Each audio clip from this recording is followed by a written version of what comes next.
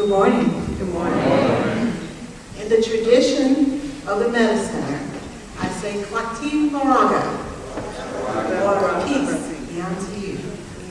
Welcome to this celebration of the life of Dr. Delbert Blair, minister, educator, historian, engineer, and teacher of metaphysics for over 50 years.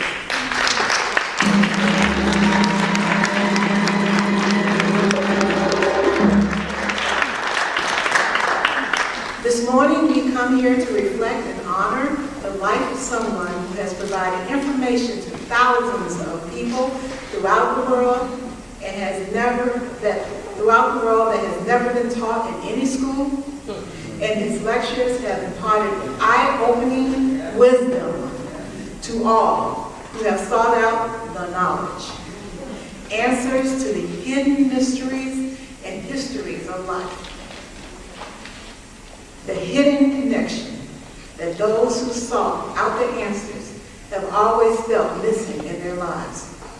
He has been a mentor to some and an inspiration to many, and his physical presence will be truly missed by all. But this is not a time of sadness, as Dr. Blair is and will always be with us in ancestral form, guiding us as the forces have guided him throughout his remarkable life. We are here to honor his ascension to ancestor status today. And that is what this program is all about. So sit back, relax, and allow your mind to drift into the consciousness of this moment as we honor the man who gave his life to the study and teachings of metaphysics. Wachimura.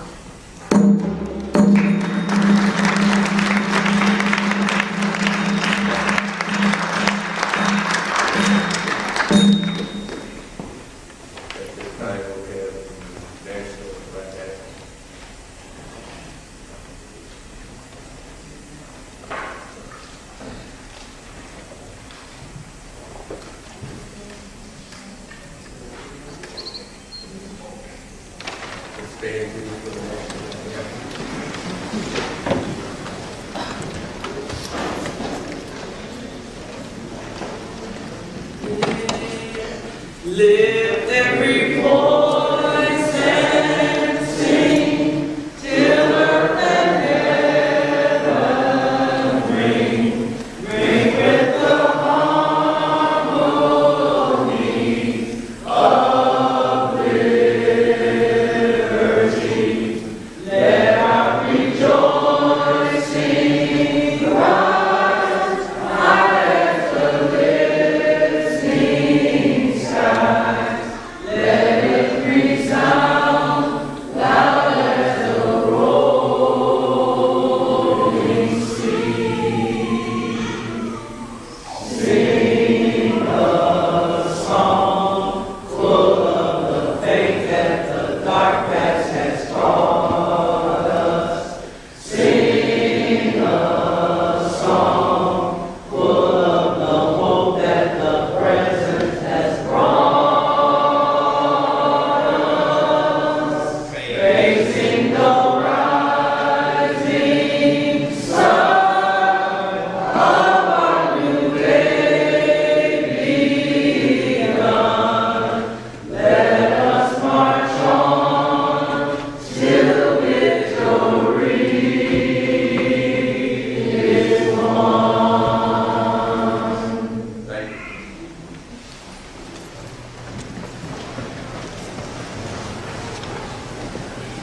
At this time, we have Anthony Vortex.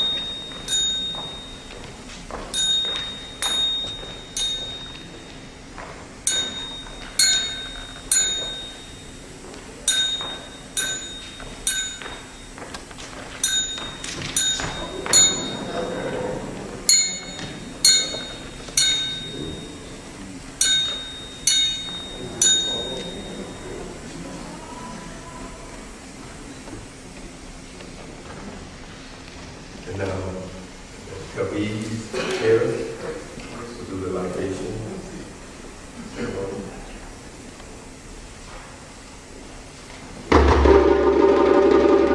I will never die, for I be in this trouble continent.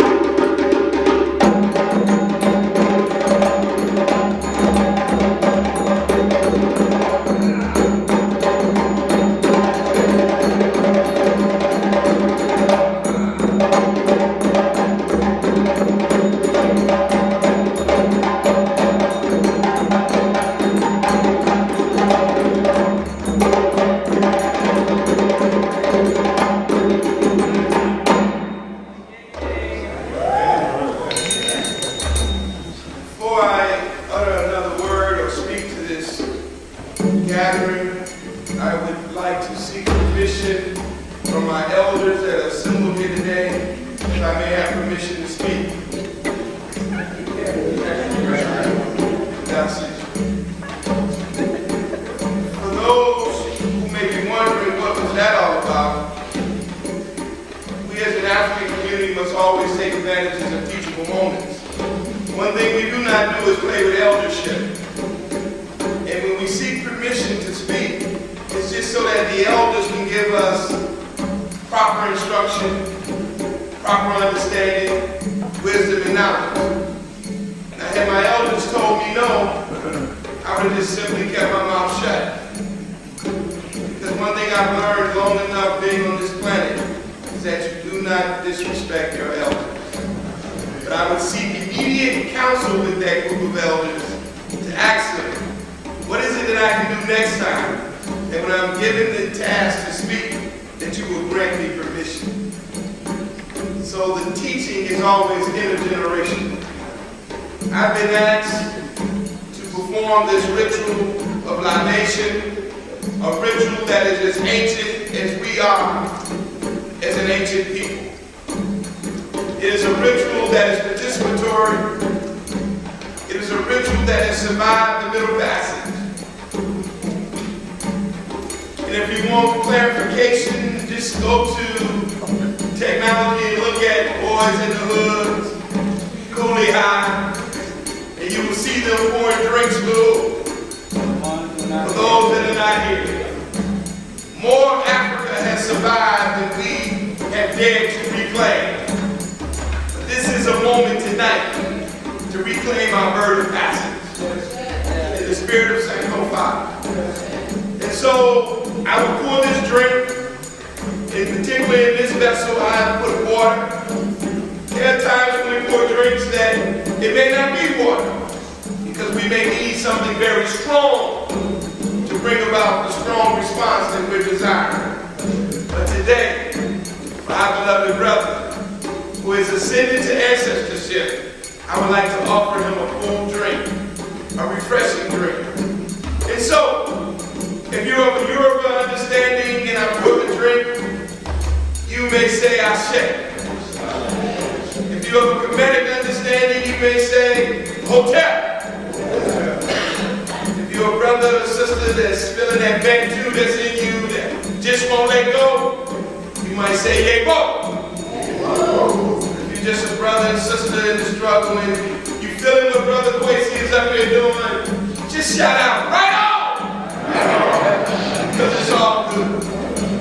And so, having done that, you receive proper permission from my elders, I would ask that you allow me to assume this posture of deference and reverence to the absolute. And so we call out to you, you who is known by many different names, but we bear witness that your children have assembled here on this day. And so we call out in those ancient names of Ra, Ptah, Amun. We call out in the names of Aset, Ashur, and Ru, the first recorded Trinity in humankind. We call out in those names that have been spoken throughout the continent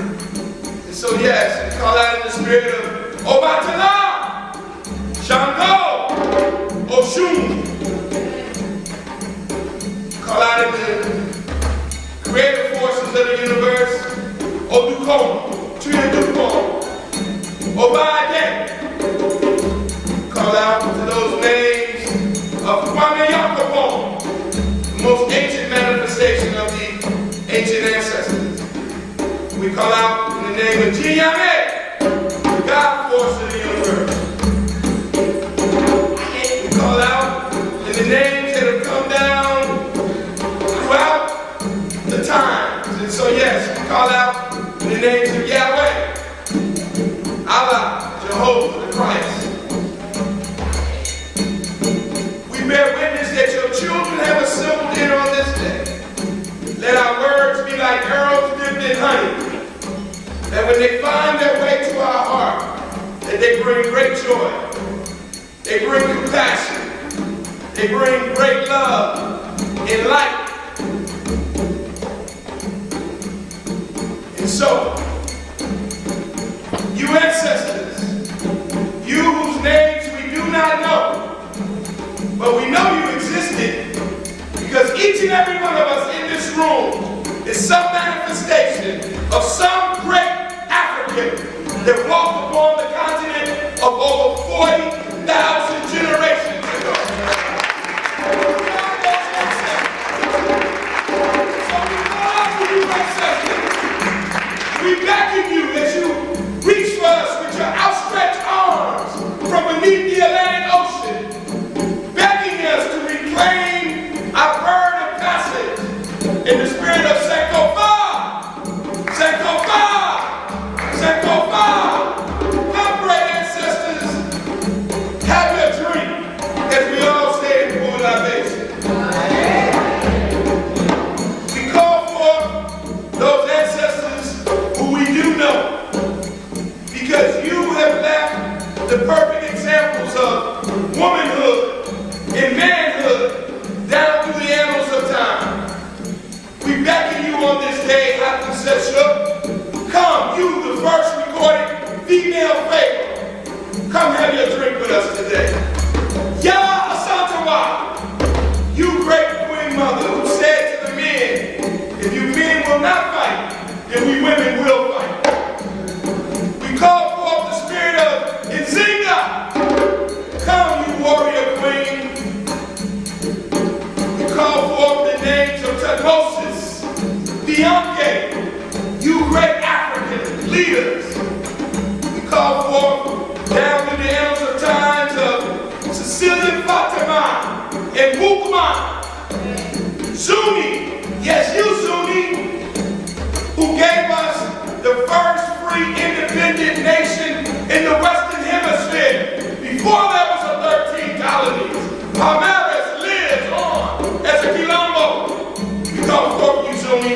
Come have your drink with us today. You great Africans, in the spirit of Nat Turner, Denmark Vesey, Gabriel Prosser, Harriet Tubman, Sir Turner True, you know the names, call them out. It's only when you stop calling the names that our ancestors cease to exist. Come have your drink on this great day and greet your brother as he ascends to ancestorship, as we say in full libation. Now we call forth those ancestors from our own lines and lineages. You know, from your great grandparents. You know the ones that when you go to the family reunions and they say to you, girl, you just look like Aunt Jamie all the time. Boy, you look just like Uncle Buster. God, what is it? It's our ancestors. They speak to us, they speak through us. It's not spookism.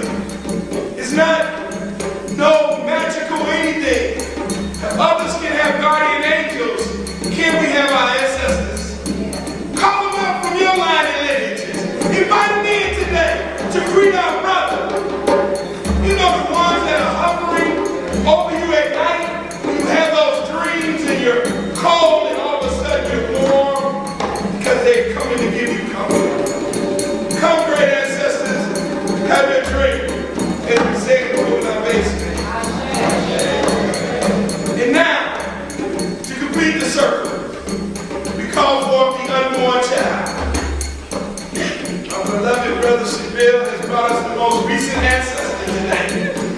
There she is. Right there, the most recent one. You know, the unborn children who will come in their own time. They will come. They buried us, but they forgot we were seeds. They're still coming. They're still coming. But when they come, they will hold all of us in this room accountable. They will hold us accountable. That we dare to struggle, we dare to fight, we even dare to imagine a world freer and fuller than any of us could have ever imagined. And so come, ancestors, have your drink, as we all say before.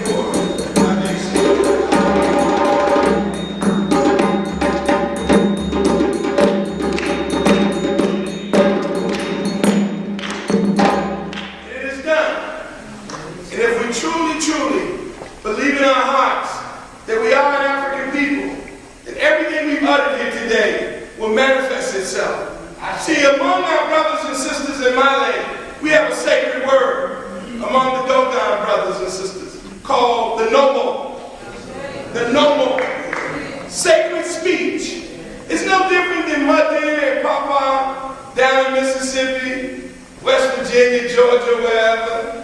When they said to you, if you don't have nothing nice to say, don't say nothing.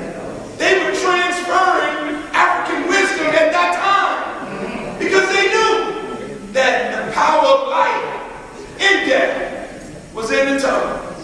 And so if we want to see more love, as our beloved brother always spoke about, if we want to see more peace, as our beloved brother always spoke about, if we want to see more compassion, as our beloved brother always spoke about, then why don't we just start speaking it to one another? Speak love to the people in this room today.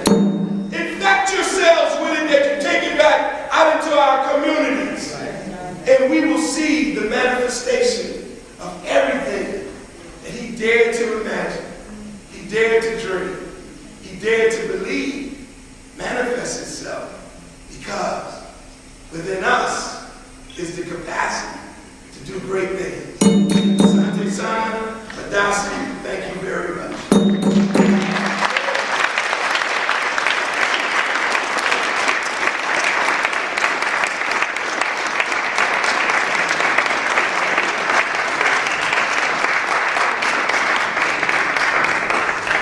Thank you very much, brother, for that beautiful libation. And now we'll have a selection by Maddie Brown.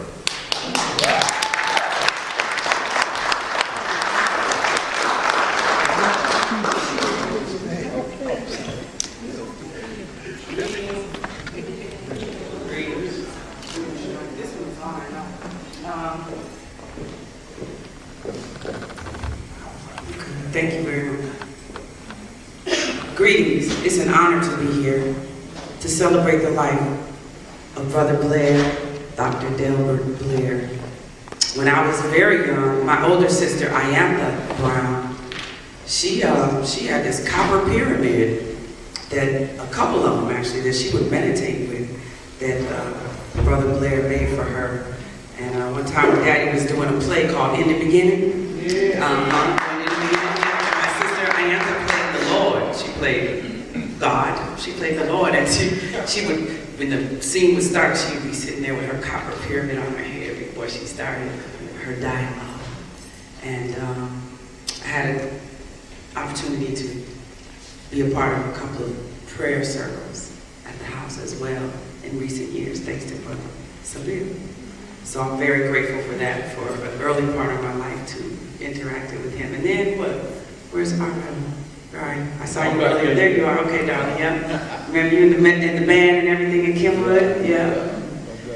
So I'm really here to sing, but I just wanted to share the fact that actually Brother Blair has been in my life for a really long time. His influence, and I'm just honored to be a part of sending him off to the ancestors and celebrating all that he left and gave us and shared with us and just tried to wake us up to. Yes? Yes, it's an honor. My daddy wrote this song that's perfect. Please carve no cold headstone for me. rather plant a sapling tree and lay my ashes neath its foot. So through my body it takes root. And as the seasons come and go,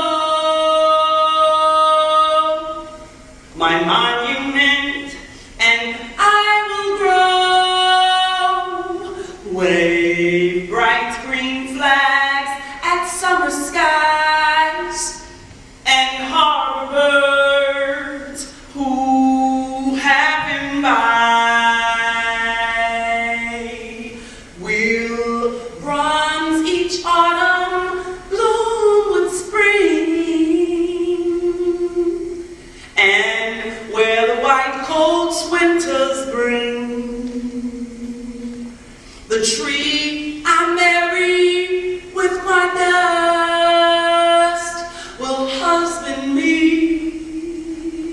with rooting thrust. Our seeds will scatter far and wide across God's fertile countryside,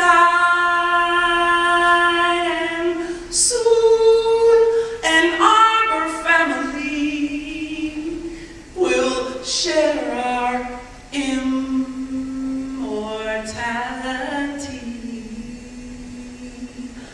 A tree and me. A tree and me.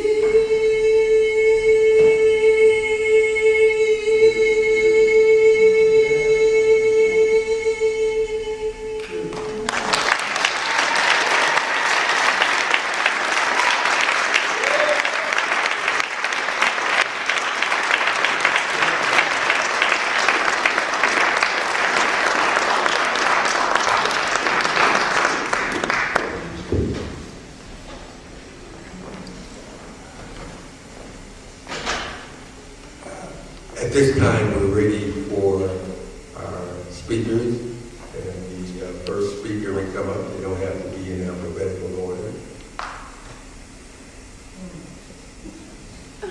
Okay, Tony Benson.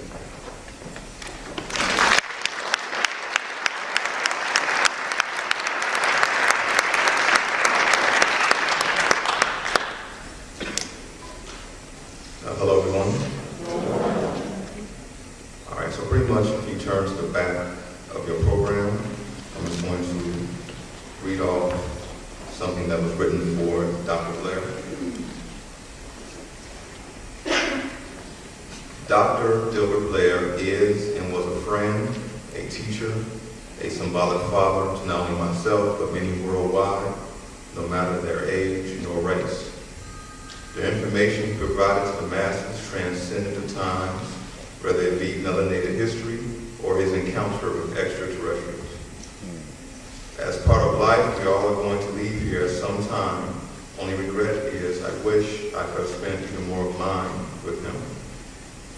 The one very specific constant throughout Dr. Blair's teachings was to go within for your answer to any issue that may arise in your life. So as a tribute to this wonderful man, and in showing gratitude for what he has done, let us go within so we may strengthen our connection with the source of our existence. And as we do this internally, let's express the highest thoughts externally to change the world around us for the better. Forever in gratitude, your friend.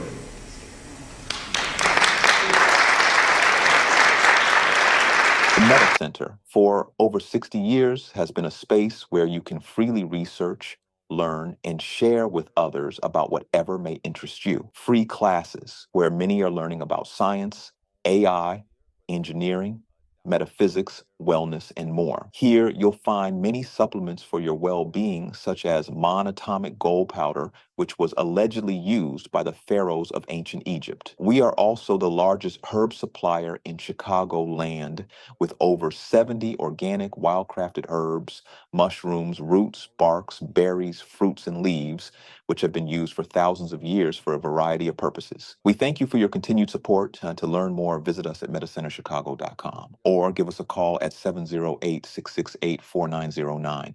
Until the next time that we speak, take care.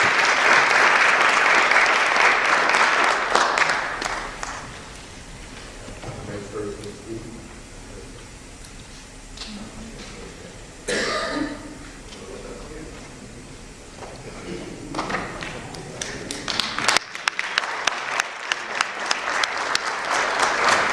Let me introduce you, Robert X.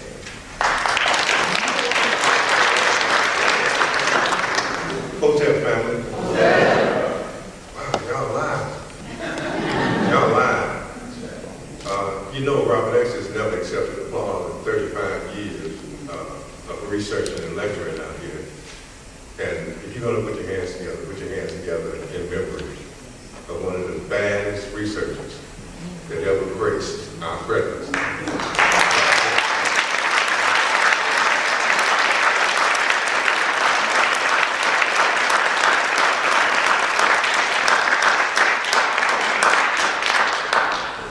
I don't have a prepared speech. I tend to take it from the ancestors who are all around here as we speak. In fourth, fifth dimension, Dr. Delbert Blair certainly understood that, and I understand it, okay? Because he was clear that today's version of metaphysics is quantum physics. It's a synthetic version of ancient African Kemetic science, where the ancestors, particularly the first gods on the planet, the black woman, reside. Okay? When I met Delbert Blair in 1978, 1979, he was selling blue-green matter and all of this kind of stuff. I'm saying, wow, I'm a young guy at this time, right? I'm buying this stuff, but I'm listening. I didn't understand back then that he was going to be my foray into carrying on the mantle, the work that he's doing. I didn't know from 1978 to 1981 I was going to run into Steve Coakley, the physical end of this trinity that I've been engaged in since that time. Delbert Blair represents the metaphysical end. Steve Coakley represents the physical end. And Ezekiel represents the youth, Brother Mr. Ezekiel Wells. Those are the three highlights of my trinitary existence on this planet. Didn't know I was going to be here, okay? Were it not for the ancestors, in September 2015, death came knocking on my door. At the African Festival, after giving one of the baddest metaphysical presentations that I've ever given. Anybody that was there will attest to that. The next thing I know, I'm on the ground and I'm in the University of Chicago Hospital undergoing major heart surgery. But it wasn't my time. Metaphysically speaking, the black goddess wasn't through with me yet. My work was to let everybody know, as Brother Dale let us know, that we're ushering in an entirely new existence. That's why quantum physics is uppermost in the scientific community today. I don't care if you're talking about CERN or multi-dimensional existences. I love that brother. I love him dearly. I want to thank him for introducing me to the real spirituality of ancient African existence. And I want to thank you for assisting him and assisting me in maintaining that order that's coming out of the cosmos. I greet you in the language of the ancient Kemetic sciences, Maya Vortex.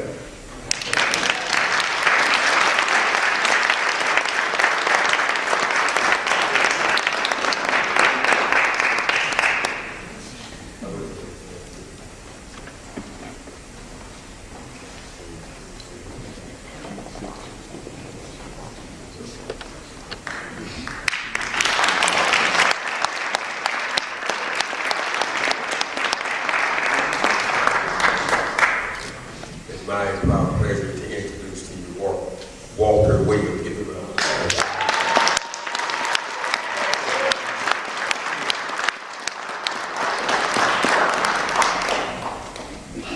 It's my honor and privilege to be here. I want to extend my condolences to the Blair family. And also I want to share some memories and thoughts that I have experienced by knowing Dr. Delbert Blair. Dr. Delbert Blair and I, we go back a long, long way to the time that we were teenagers together. And that goes back into the 1940s. And Delbert Blair lived 3 doors north of me on the 62nd block of Champlain. And he lived in the 6200 building, but around the corner on the east 62nd Street side, where his mother and him shared an apartment there. I think it was on the 2nd or 3rd floor. And if I can recall, back in those days, I think Mrs. Blair was a school teacher. I may be wrong, I may be right, but I'm trying to recall my memory as best I can. I don't want to take up too much time up here because I see the other speakers didn't take long, but I just have to share some things with you about Dr. Delbert Blair. Now, I met him again in the 1980s. At the time, we had been married and had children and so forth and so on. And at that time, I met him again on 53rd Street, passing out pamphlets for Tony Pretwinkle, to become the alderman of her district in Hyde Park. And at the time, he was Reverend Delbert Blair. And so I had been studying ancient Egyptian history, and I had also been studying Christianity, Judaism, and Islam. And he and I exchanged in our conversation. I was telling him that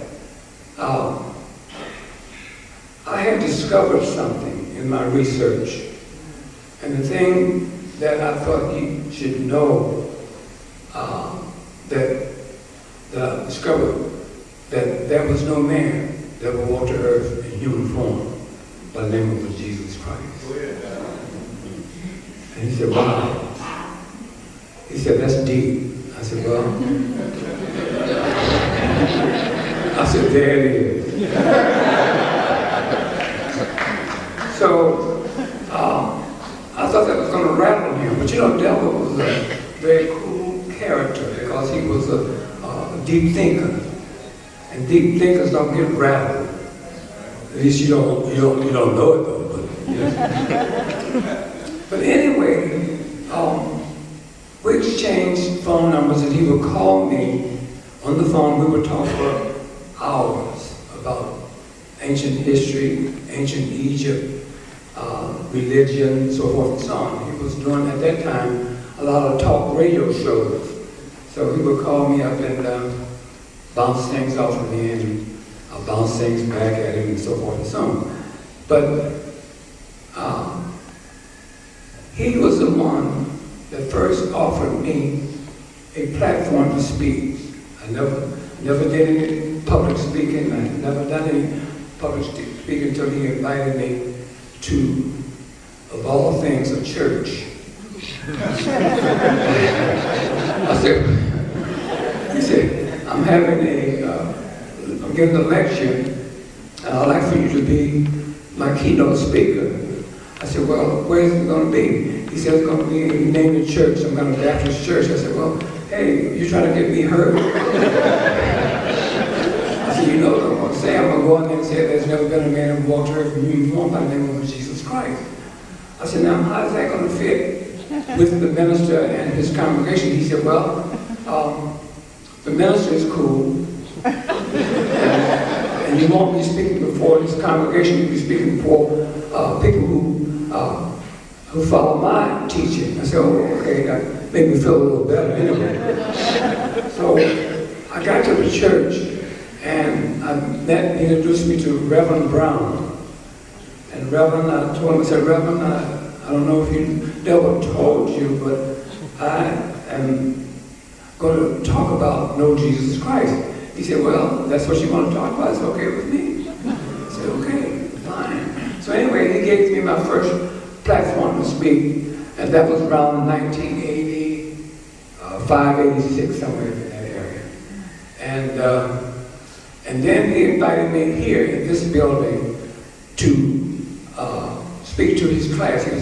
He had class sessions right here in the inner city studies right here. So he invited me here several times. I came and spoke and so forth. So he gave me really my first platform to speak.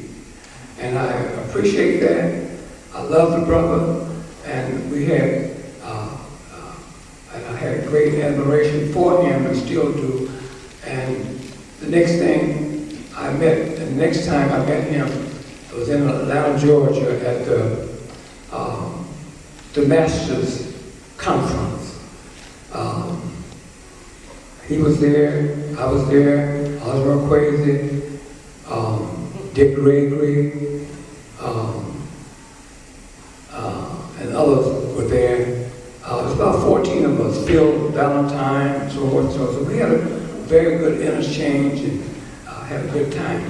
So I'm trying to recall some of the events and times I had with Brother Blair, and I don't want to take up too much time in doing so, but I have to let you know and tell you some things that you will never ever know, because I'm the one that experienced those things, and so I have to bring those things out.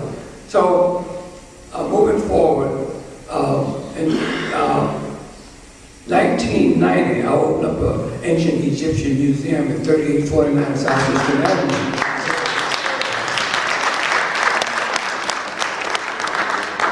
And I asked Dr. Blair to come and be the keynote speaker. It was March 11, 1990.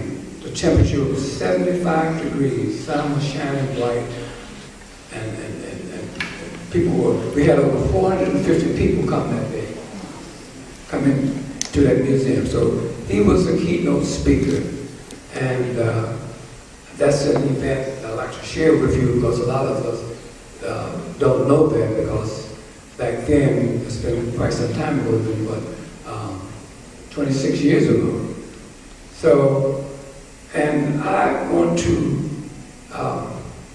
also thank Dr. Blair again. He's not here, but I want to thank him again for giving me the opportunity to speak in a platform to voice my knowledge and what I have to say about various topics in history and religion.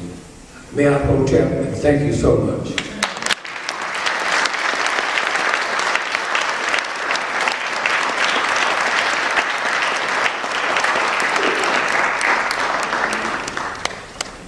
Thank you very much.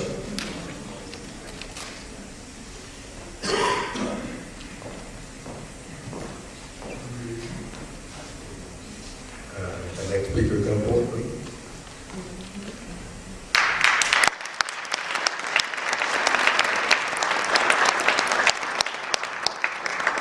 It's my proud pleasure to introduce to you the very distinguished Dr. Mark Johnson.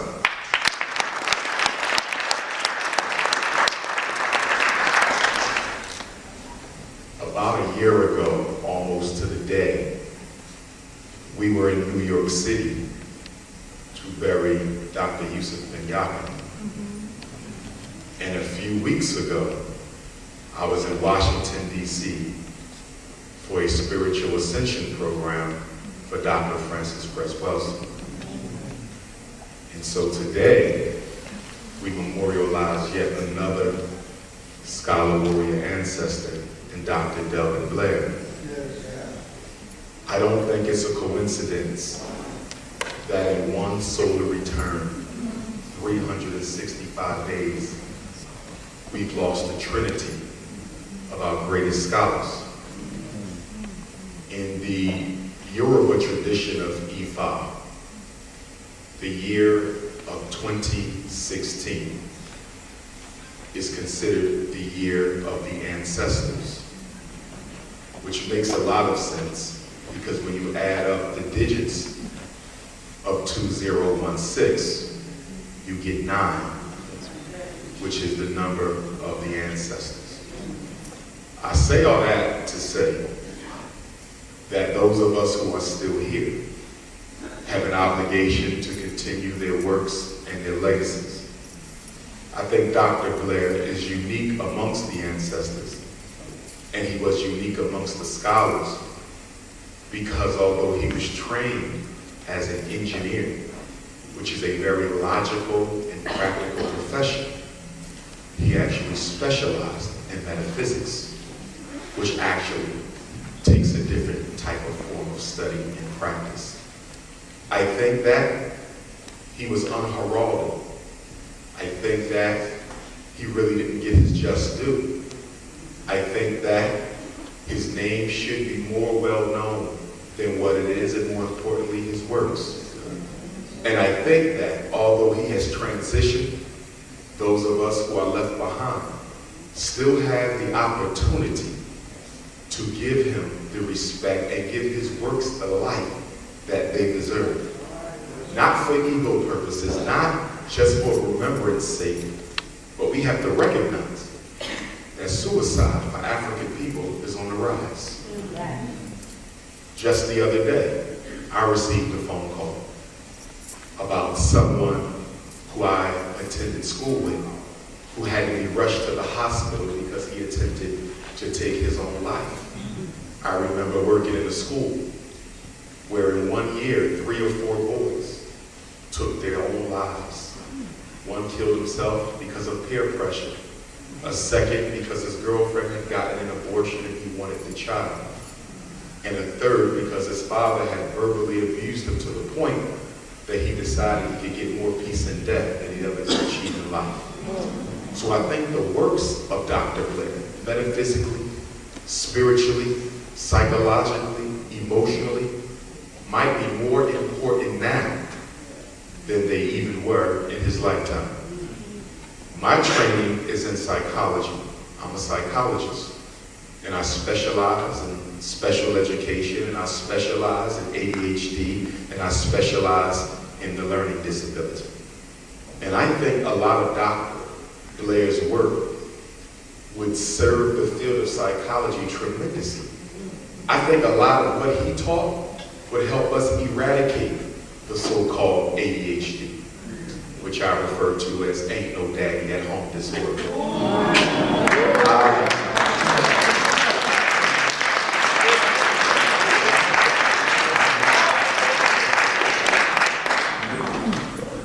I have a regret though.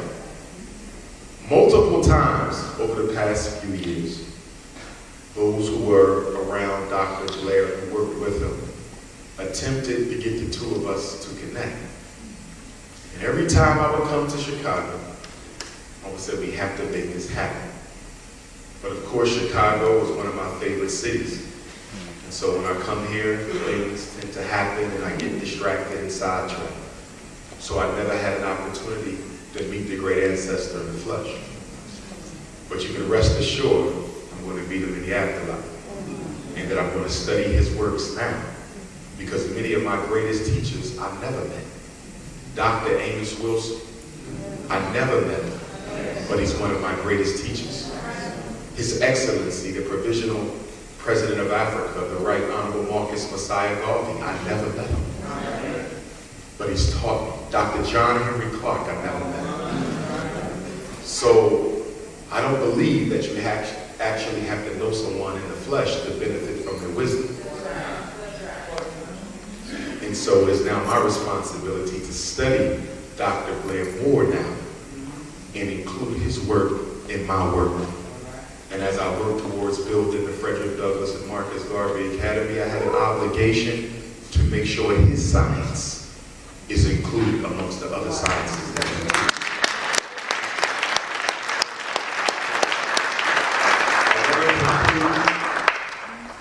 By saying this, I originally was going to go down to Houston. I wanted to go to the Final Four because I've never been to one, but I'm a fan of college basketball. But when I heard that his ancestor had transitioned, I had to forego those plans. I had to, because as African people, we believe in honoring our deceased. And we understand that being present at memorials like this helps sustain our own selves, because one day we have to walk that and cross that path. Everyone here must taste that last breath. And I often hear Africans say, I don't do funerals, I don't do memorials. Well, that's kind of paradoxical as African people, because we believe that we exist simultaneously on a level of spirit and on a level of flesh. So to say that you don't do funeral or you don't do memorial is almost like saying you don't do being African, because that's part of who we are. I would say that as our ancestors continue to transition and as we walk into this next age, that we have to unite and unify. I still believe that the elephant in the room for us as African people is our self-hatred. I still recognize that no matter how smart we are, no matter how learned we may be, no matter how well-traveled some of us have become, no matter how many degrees we have in back of our names, no matter how many religions and spiritual systems and ideological forms we profess, at our basic level, the Negro is still within us.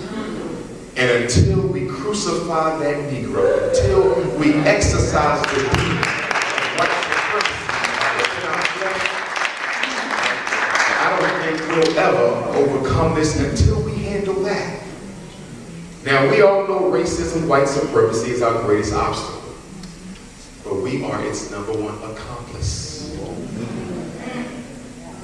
You can destroy white supremacy all day long, but until you destroy the white person living inside of you, nothing will ever change. To the parents in the room, if you have children, if I can ever be of assistance to you as you fight to protect your child from the systems of special education and disruptive behavior disorders and psychiatric medication and low self-esteem and post-traumatic stress disorder, if I can ever help you help your child, when we're done with the program today, please get one of my business cards. I do a free parent teleconference every Tuesday morning. It doesn't cost you a penny. And I answer all the questions you have about education and mental health. I want to close with my favorite quote, which comes from my ancestor, Frederick Douglass, who was my 4 times great-granduncle and cousin. And Uncle Frederick said, if there is no struggle, there is no progress. Those who profess to favor freedom and deprecate agitation are like men who want crops without plowing up the ground. They want rain, but they can't stand the thunder or the lightning. They want the ocean, but they're scared of the awful roars of its waters. He said the struggle we have might be moral or it might be physical, or it might be both moral and physical, but it must be a struggle.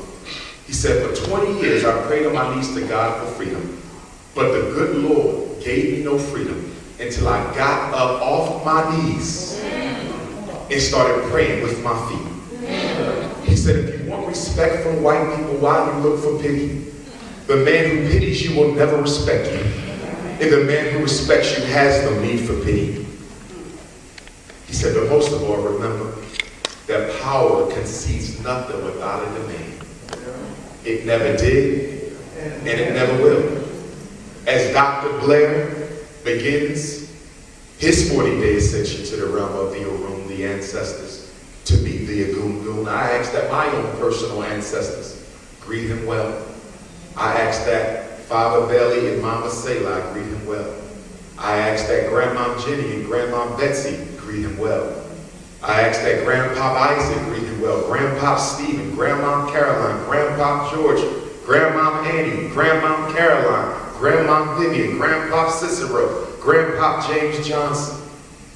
I ask that Grandma Gertrude and Grandpa Curly and Grandpa Robert Sr. and Jr., Grandma Emma and great-great-grandma Delia, great-great-grandpa Isaac and great-grandpa William and great-grandma Eileen, my uncles Eric and my uncle Dennis and my cousin Nancy and my mentor Dr. Leophis King, who's without his help I would have never got a doctorate, and the original black man, Reverend Dave Devlin of Philadelphia, and my big brother from another mother, Clifford Howard. I hope they all agree, Dr. Blair, and I ask that Dr. Blair come back and help us all fight this war, because Marcus Garvey said that when the great fight comes, we will not be alone, but we will be joined by the spirit of all of our ancestors.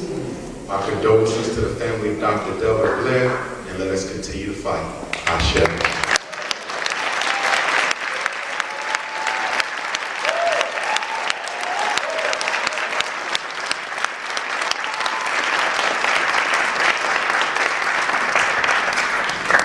Sorry I'm late. I had a heavy schedule this morning, and I have a couple more events to attend after this one.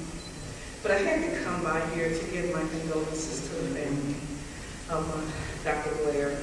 I met Dr. Blair about 7 or 8 years ago.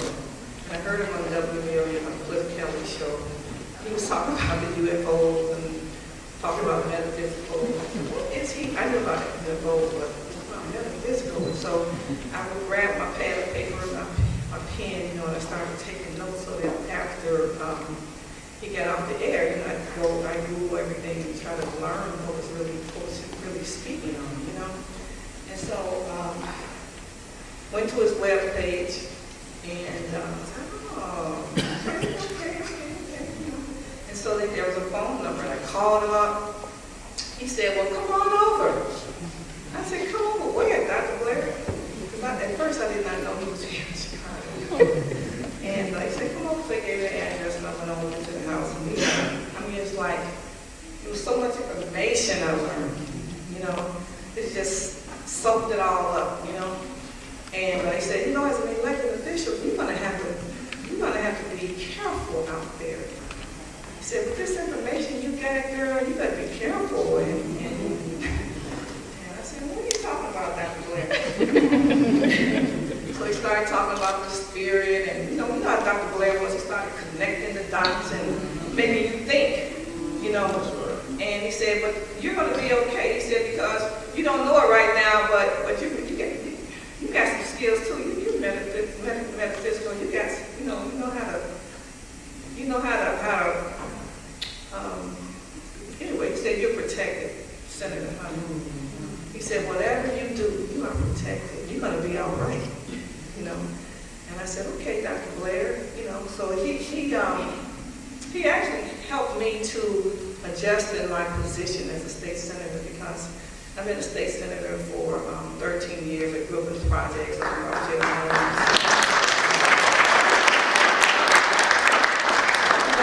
I see things that go on down there in Springfield. I hear things, and I speak out, and folks turn around and look at you. I see some bills that are going to harm our community, and I speak out. And if it's coming through my committee, because at the time I was chair of the Health and Human, I was chair of the Human Services Committee and vice chair of the Public Health Committee.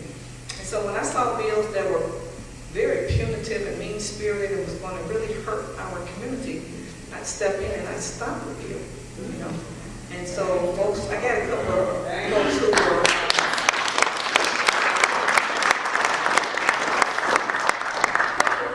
threatened me, in so many words, but they don't know. I've been fighting all my life. I had to fight to get out of our table homes, and so what they were talking about, it did not frighten me at all. It strengthened me and encouraged me to go further. And so whenever I had some challenges, I pick up the phone, I call Dr. Blair. And Dr. Blair and I would be on the phone till 11, 12, 1 o'clock in the morning, talking about all kinds of things, So then he said, well, you know what? I can't talk about that no more on the phone.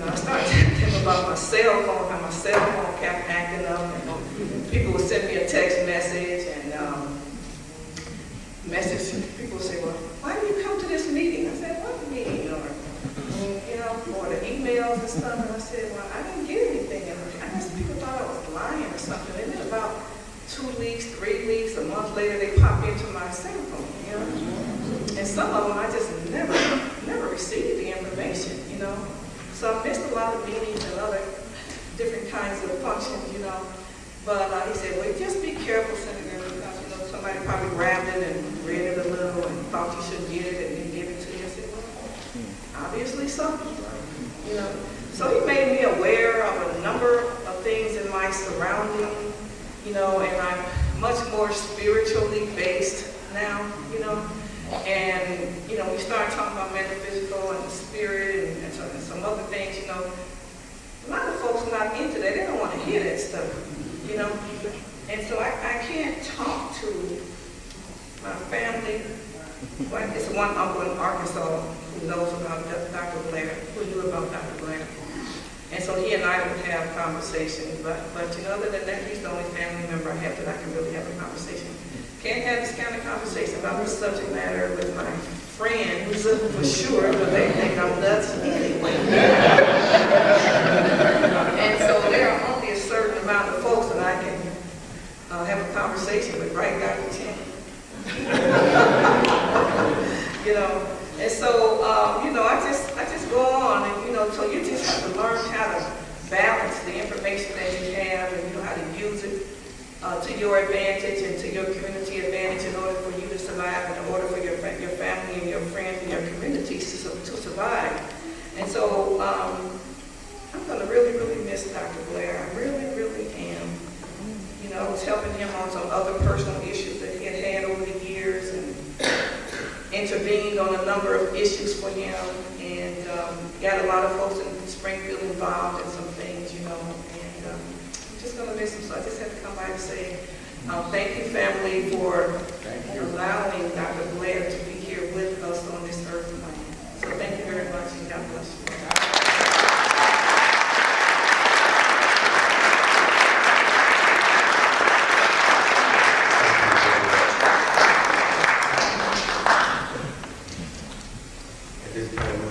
Any other scheduled speakers? Ardell? I thought he was. Were you going to, sir, comrade? Brother Morgan, were you going to speak? Okay, yes. I'd like to introduce to you, excuse me.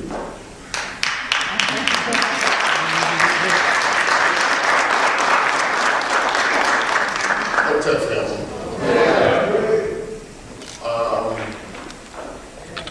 A little bit, I should say sadly, I met Dr. Blair in 1983, and I was out of state of Illinois, classified as a man. And the funny thing about it, when the Metaphysician was at 52nd Street, I kept walking up and down Kingwood Avenue trying to find a medicine. I was looking for about a half an hour. And then I see a gentleman come down the street with a suitcase, not a suitcase, but a briefcase, looking very dapper. I said, I don't mean to bother you, sir, but can you tell me where the medicine is at? He said, I heard of it. I think I might know where it's at. Come follow me. So I'm walking with him.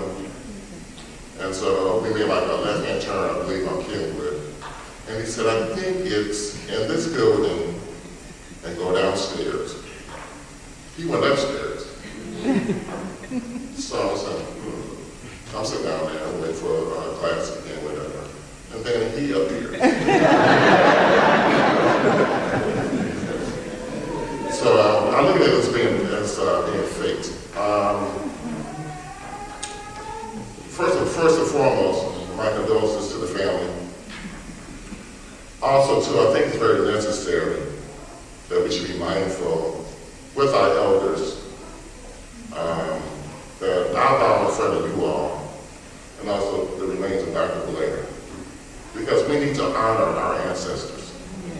We need to honor our parents, our children, anyone in the sense becoming impacted. One that I can say in reference with Dr. Blair, well, I'm so fortunate.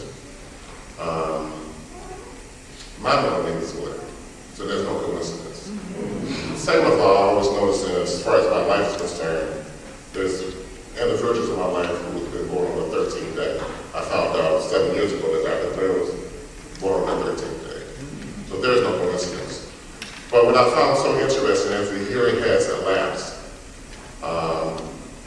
and being at Dr. Blair's house for classes and breaking bread with him, he was almost like a father.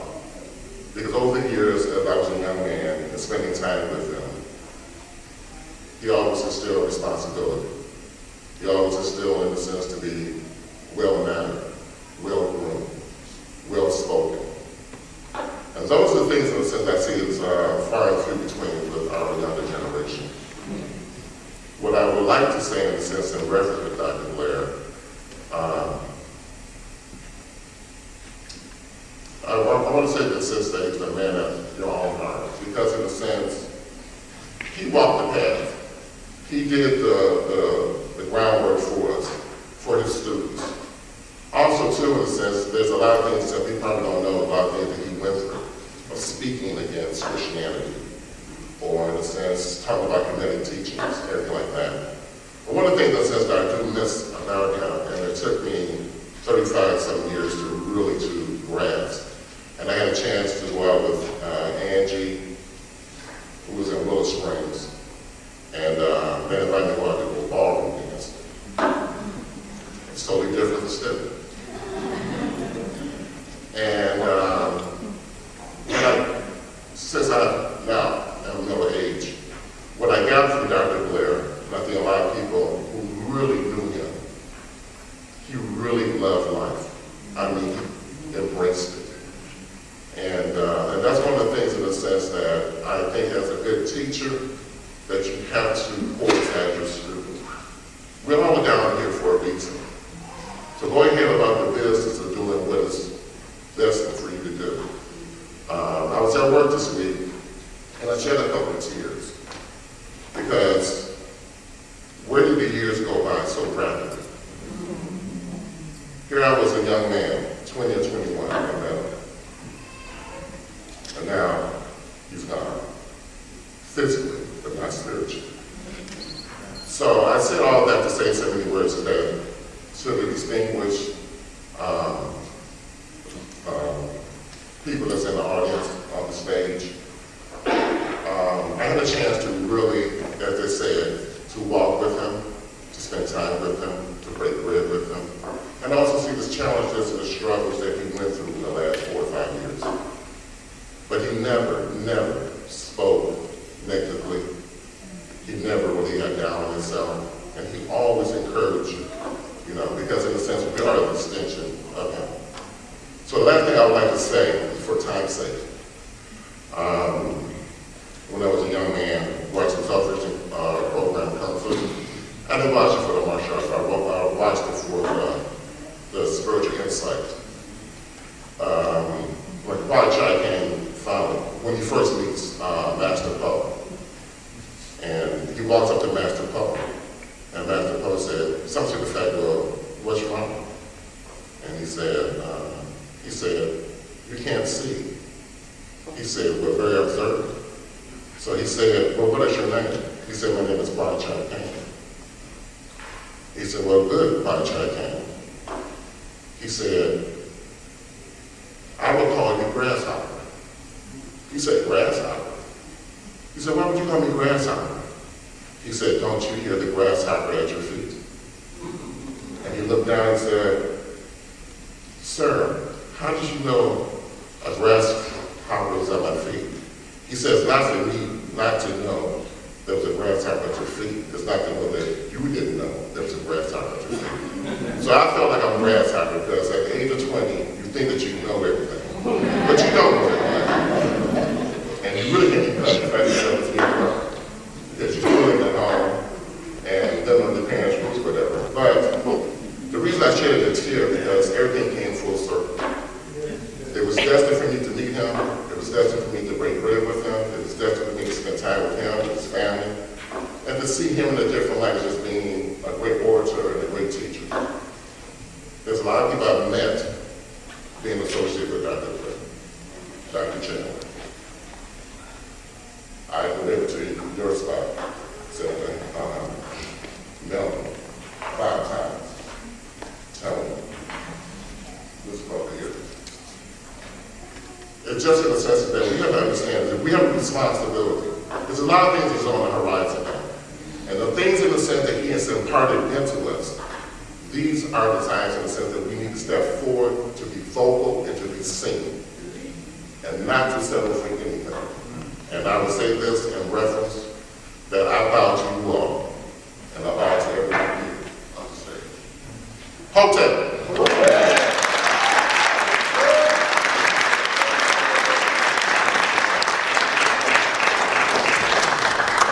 Thank you very much. And now, for our last speaker, someone that some of you know, a very close relative of Dr. Blair. In fact, his son, Delbert Blair, came all the way from Atlanta to be with us and to share a few words about his father. So let's welcome him with a very warm greeting, Delbert.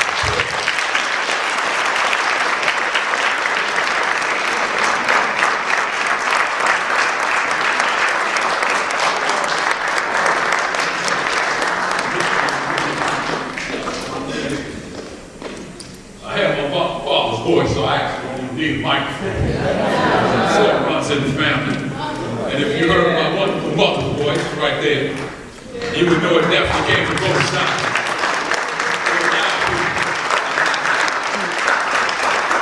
First off, I'd like to thank everybody for coming out. Just look at this audience.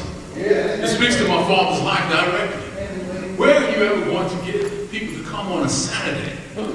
You got NCAA basketball games coming on, you have their time to do laundry. But they came in and you all have come out to honor a man for doing research and trying to teach something new. So you're actually here to honor knowledge. Amen. Let's be honest, how often do we see that happen as our people, as a collective? It doesn't happen as often. So I thank you for the journey that you were on with my father. And believe me, it is a journey. As a son of a metaphysician walking that life, you see one side, you see the teacher. I see the father who punishes. I see the husband.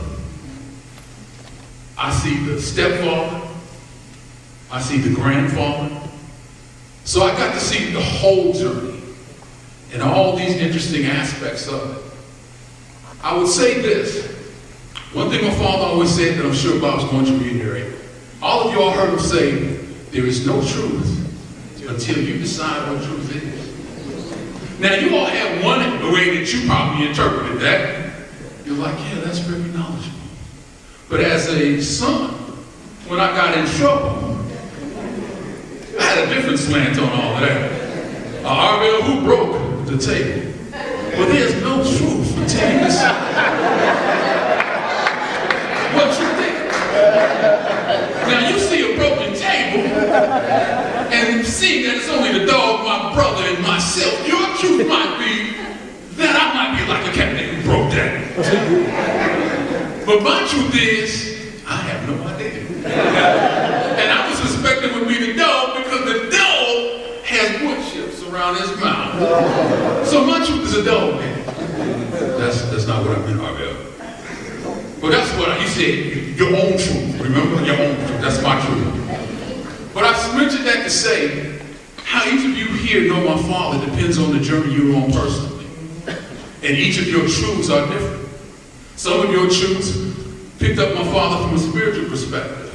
He said something that, that makes sense to me because this other thing wasn't working. Some of you know my father from a health perspective. That's how you got to meet him. Some of you met him from a historical perspective. You see, well, he's bringing something I hadn't quite heard before. One thing I would say about my father, I learned at a young age is that I'm not going to be able to fill his shoes. Because I watch him study at night. He didn't press me hard, but I studied till about 10, and that light would still be on in his desk. And I look at that stack of books. And I said, how long are you going to be up? Until I get tired. He was always reading everything. From J.A. Rogers to George Adamski and everything in between. And that's who he was. And so I said, what's the main point that you're trying to get across to people? He said, no point. They're on their own journey. I'm only trying to present what I have to present, and they will either accept or reject it. That is their journey. I cannot walk another man's path. I can only present what it is I have. So I say all that to say, I want you to meet some folks really quickly that were really integral in his life. Sitting here as the remainder of the family, my brother died 3 years ago. His grandmother, my father's second wife, died in 2002. Please stand up, everybody, right here.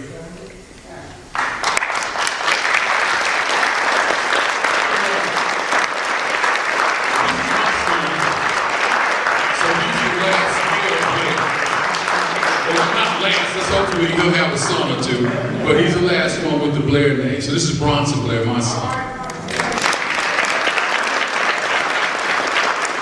Next here is my sister, my half-sister.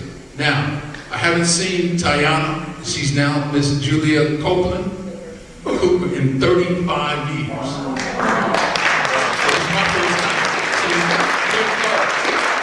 To acknowledge her, but she had to walk a journey that wasn't fair. That was some other family, you know how family things go. And so, but I wanted to acknowledge her here. This is my sister, and I love to see her.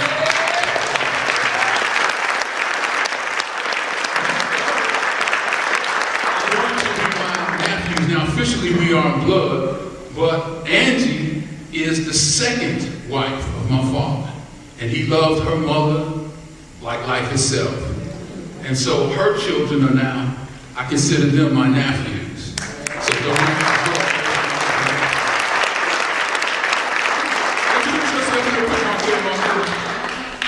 say hello. And the other person I want you all to honor, hugely, who had to walk a journey, it didn't work out, but he stayed, and they stayed married for 20 years, is my mother, Annie Blair.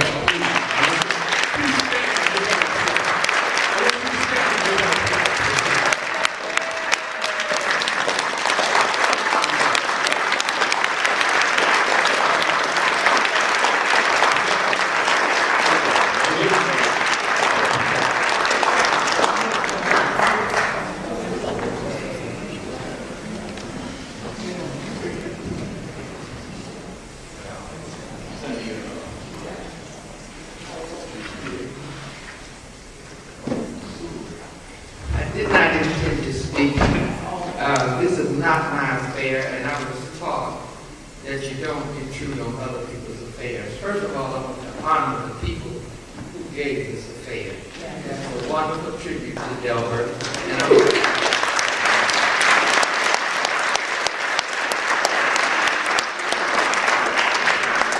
Delbert and I married.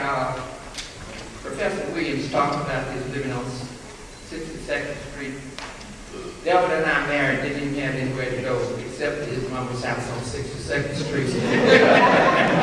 That's how poor we were when I met Delbert. But Delbert was always way out in different. That's, I guess, why I fell in love with him. We lived together and shared 22 beautiful and troublesome years. All life has problems. At the end of those 22 years, I said, Delbert, you and I cannot see eye to eye. I do not accept all the metaphysical stuff that you believe in. I read in Linda Goodman's Sun signs that Aquarian people are 50 years ahead of the rest of us. I said, that's our problem. You're 50 years ahead of me. And I'm not going to catch up 50 years, so let's part on friendly terms. We may live another 40 years, and we did. And I don't want us to be miserable.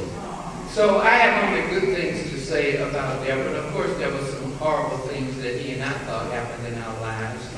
But we separate. The message I want to leave with all of you is life is indeed a journey. It takes us through many turns. He met and married Angela's mother. Unfortunately, Marsha died, Angela and Arvell and Darnell, and I feel life goes on, and we are family, and we have tried to reach out and share to each other. Things happen, folks. Get over it, as the kids say. One message that I think Delbert would like for all of us to remember is, let's just care about each other. We all different. God made us that way. So how can we be like each other if God himself made us different? Our beliefs about religion and all that are things we argue over, but it's not about that. When I look around this room and see all of you, whatever Delbert believed, he touched all of your lives. And he touched my life. And I'm glad that he did.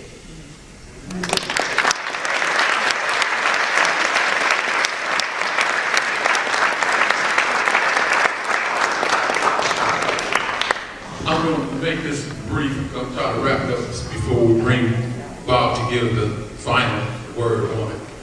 I asked my mom, and she's very humble, is that she was at the beginning of this journey.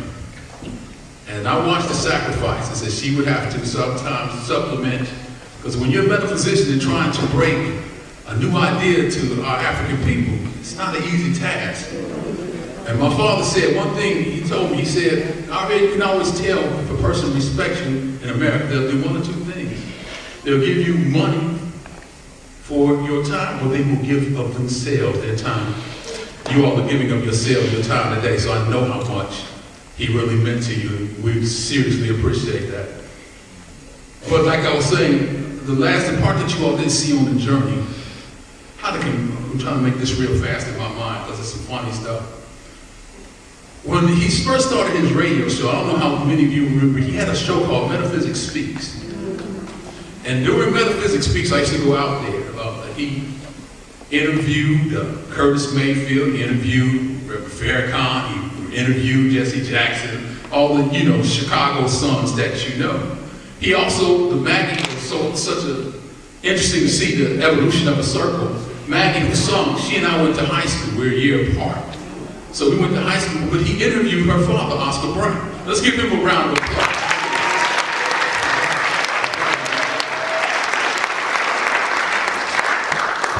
In terms of the journey, that is sort of funny looking back now. Keep in mind, as a son, and he's breaking all this stuff new, my friends are listening on the radio. So when you wonder how the child of who somebody sees as a master teacher, it's a very different world for us than the person out there. I come back to school and I sit down and people are like, what? You see your spirits play?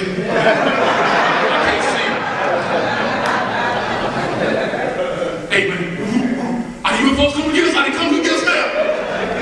So as a 9 and 10-year-old, 12 and 13-year-old, it's a different perspective that you're dealing with. Then you're meeting adults who expect you to know everything your father knows. What's up, young brother? What's up? I'm just trying to get a Cheerio, man. Oh, you ain't got the content. Now they talking, look at this son here. So it's a very different journey, but through all of that, my mother had to try to tie that together. See, you saw the Dr. Blair there, but see, you didn't see the 100 gallons and cases of water he bring in the house. She got to give up space, and we're bringing this in. You come to visit me, literally, there will be 100 cases of distilled water in our house. And my friends are like, Holocaust coming, we don't know about that. And they look at me like, dude, you got 100 cases with 6 gallons of water. Dude, your faucet don't work with it. So I say all these things to say that it's a different side of the journey. So let me say these last things. Brother Omar, I've never met you, I've met you online. This brother I want you to give massive respect for. You're going to hear good things. You hear a few trying to detract this brother.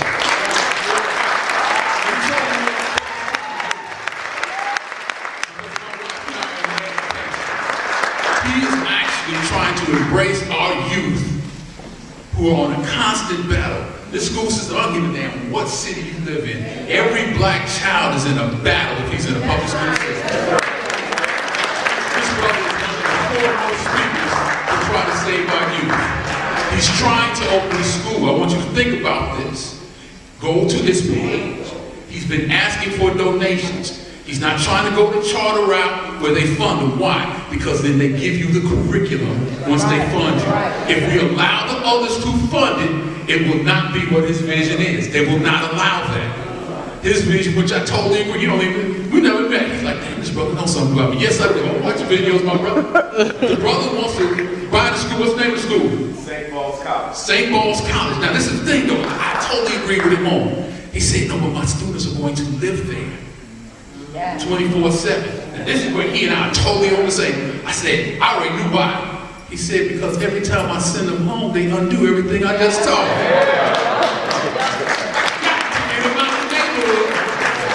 Until I can program them strong enough in having faith in themselves. That's what this brother's about. That's what I want you to know.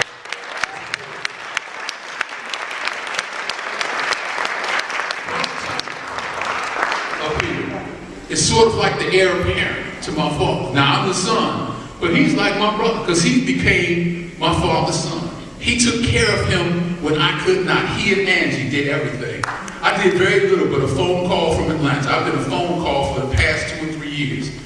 He's been doing the groundwork every day, bringing them pineapples, bringing them apples, bringing them strawberries, making sure his health is okay, making sure the website is all right. When things fell off and he felt, well, we owed some people some money. Because Pop got sick and started throwing up blood. I was like, oh my God, do I need to get there? Tony goes, no, I got that. I said, what about the business he didn't get out? I got that too. He kicked in and refunded with his own money. So to keep my father's name up. So I'm telling you these things you don't know because it's a journey.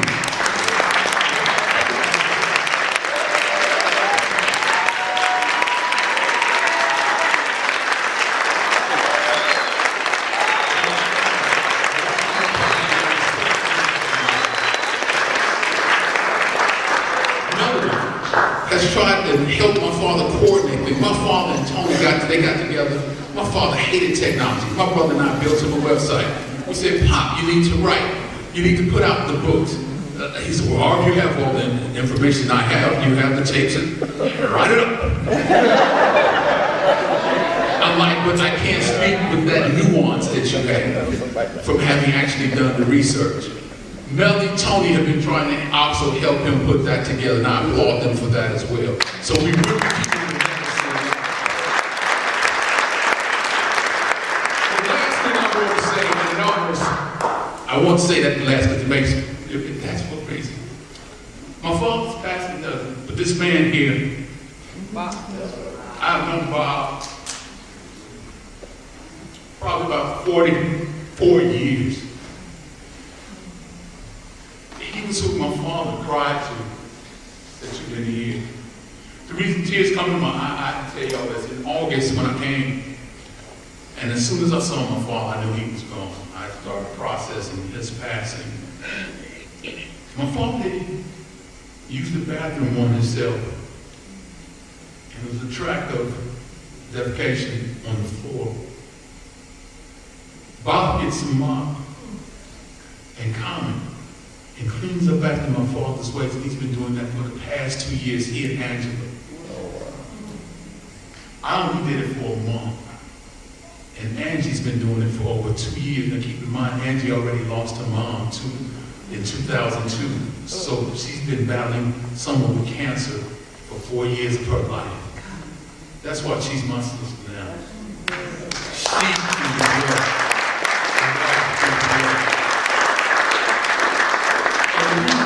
It's not for my father's passing, but I honestly think, do I have a friend like that in my life who would clean up my ways?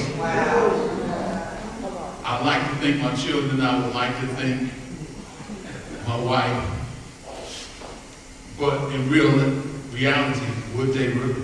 That's a whole nother level. And so to be with two people, I consider, he can ask me for anything. Nothing can be denied to him. And so at this point, to me, there's nothing more fitting than to allow him to eulogize my father as we have a seat. So please, could you all give it up?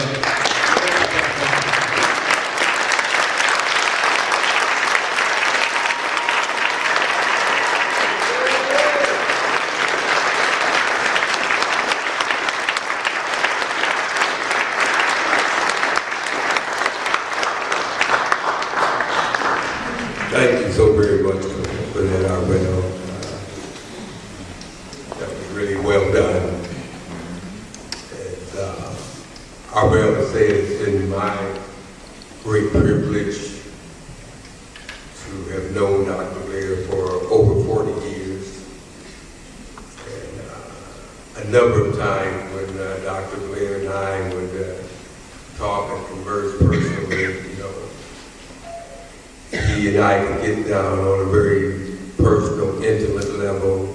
Maybe that he didn't want to share with some of his others, that he didn't want to discourage them, or he didn't want to burden them, or he didn't want to, you know, keep them encumbered in any way. But you know, I told him, and he finally felt comfortable with me. This is after about 20 years.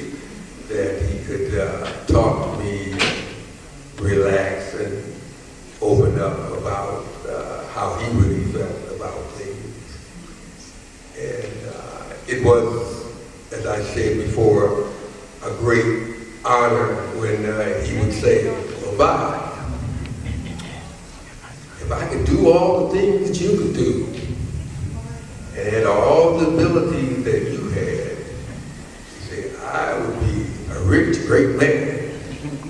And so, of course, I would return the compliment and say, well, Brother Blair, as he always liked to be called, well, Blair, if I knew all the people that you knew and had mastered all the metaphysical knowledge that you had mastered and had consumed and, you know, was able to exhibit all the wisdom that you have, well, I think I might be half as good as you are now. So I didn't think that, you know, my goal was just even be half as good.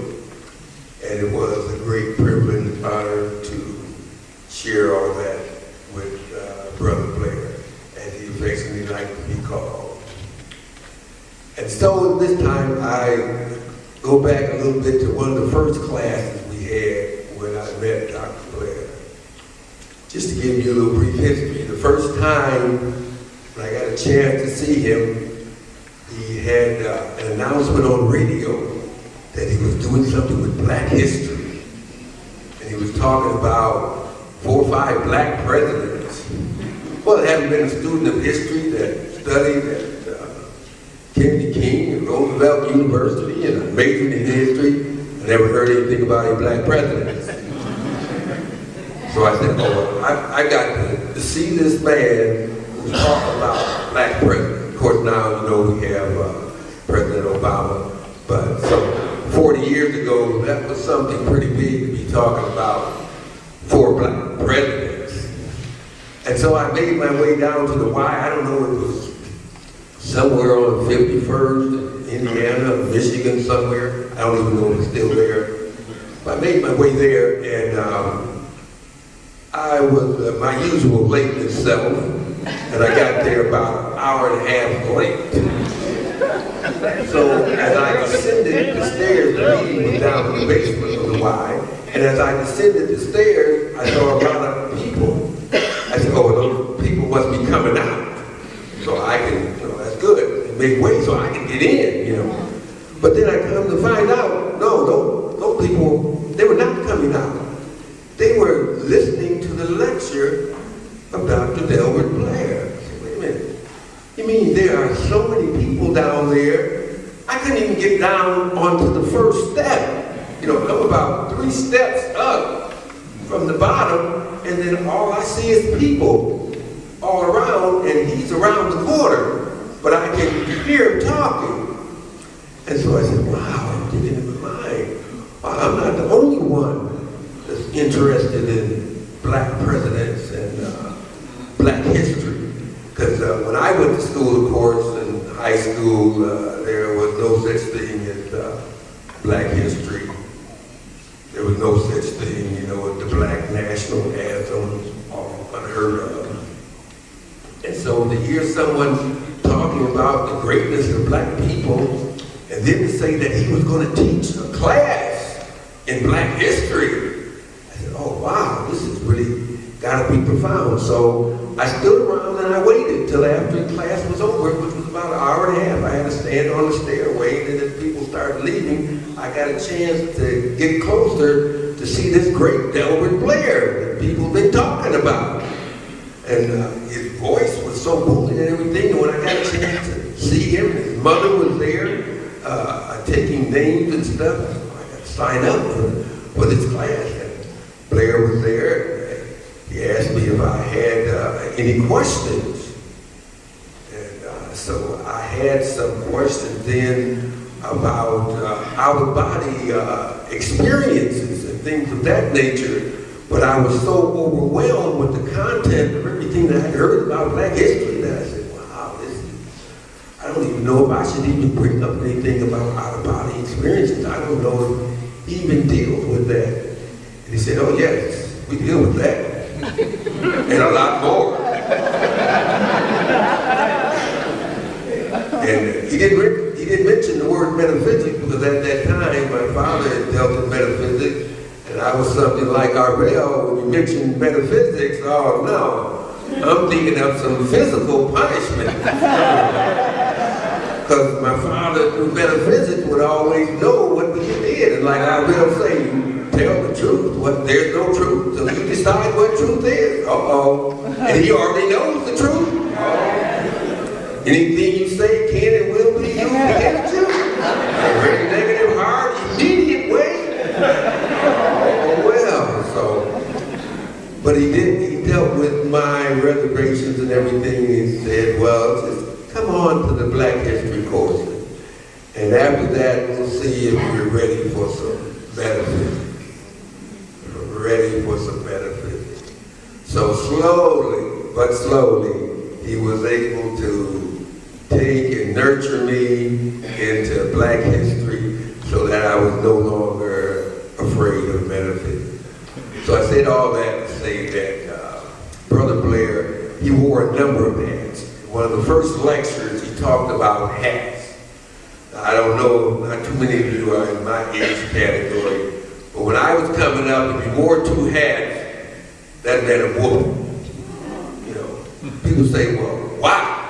Well, I never learned why. Just learned how and not to avoid having on two hats, because that's the instant whooping for you, no reason why. But when I met Brother Blair, he said, well, you know, Bob, and dealing with a lot of problems in life, you might have to put on more than one hat. First, I didn't understand there's more than one hat. I didn't know that he meant, spiritual hat. So he said, well, you have to wear a hat for this. You go to work, you got to wear a hat to keep your job. You go to do something different, you're going to have to put on another hat. You go to try to teach someone or to raise someone's consciousness, you're going to need another hat. And so he said it was possible to wear a number of different hats at one time. And so I took him at his word. I said, wow, I've been very, very careful in my life because of physical, punishment not to wear only one hat. And so now I had a challenge to put on a number of hats. And so I just want to briefly mention some of the hats that he wore so well. Some of you are familiar. Arbel already spoke of one of the hats that he wore as a father. And someone else, his wife, spoke to one of the hats that he wore as a husband. But he had a whole lot of different hats. And he had so many hats, I really had to write them down because I didn't want to forget any out. So we said already he was a father and a husband, but he was also a son. I had the privilege of knowing his mother, a very beautiful, lovely, strong Black woman. And I emphasize strong. Also, he was a student. He was always willing to learn, as Arbel said, always reading into the night and trying to learn more. He was also a lecturer He was a teacher. He was a black historian. He was an avid speaker on health issues, as many of you know. He was an avid researcher. He was also a prophet. Some of you may not recognize him as that, but he was a prophet. He was also a philosopher. If any of you have ever heard him philosophize, if I could use that term, you know that he was a philosopher. And he was also, of course, a metaphysician, a healer. But most of all, to me, he was, and still is, my very dearest friend.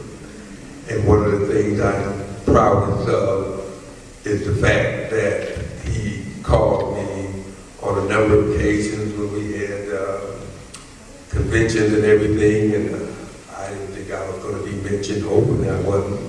And he would call me out and say, "Oh, there's Bob. I can't speak too highly of him. You know, so I'm going to embarrass me." He said, "Oh, they shouldn't be embarrassed," but he said, "Bob, my right-hand man in more ways than one." I said, "Oh, wow, that's quite a compliment." So when you gave me that ovation just now, it brought back a number of memories about all the different hats that he wore. And the thing that was significant about them was that he wore these hats so very, very well. I can't emphasize that enough. He wore these hats so very, very well. And if I was going to go into, and I hope I won't, go into all those different names I mentioned, you know, the food will be cold and maybe even spoiled by then. So I'm not going to go into all the different hats and explanations of all of them. But I do want to mention a few things that I felt were fundamental to his life and to his teachings. And one of the first ones our Bell alluded to, that he said, "There is no truth until you decide what truth is. You can literally make your own truth." And that was a great challenge for me, because I had so accepted the truth of so many different people and so many different institutions that now he said, "Oh, Bob, you're free." What do you mean I'm free? He said, "Yeah, you fought a struggle to be free. And by taking all those classes and going through all that knowledge and all that work," he said, you struggled to get here. You struggled to be here. Your car broke down and you took the bus to get here. Other people would have just said, car broke down, don't look for me to be there. But no, it was important to me. So he said, as the brother read in his passage, what are you going to get without a struggle? Life is a struggle. To accomplish something, to raise your consciousness, as Dr. Blair always taught. To raise your consciousness may be a struggle and a challenge for you. Also, he taught thoughts are things. We know this. We have this is what we call in 101. Thoughts are things and energy, and that we can use our thoughts and our minds to literally change the world. And so we have a challenge, as he challenged us, to literally change the world. Also, he had one of his favorite sayings, what? As above, so below, right? As above, so below. And I used to wonder, well, what did he mean when he said that? He said, well, if you take a shovel full of dirt and you go through it, you're going to find all kinds of worlds, all kinds of levels of existence that you don't know very little, if anything, about. And also, if you look out at the stars, you're going to find a level of existence. Thank you.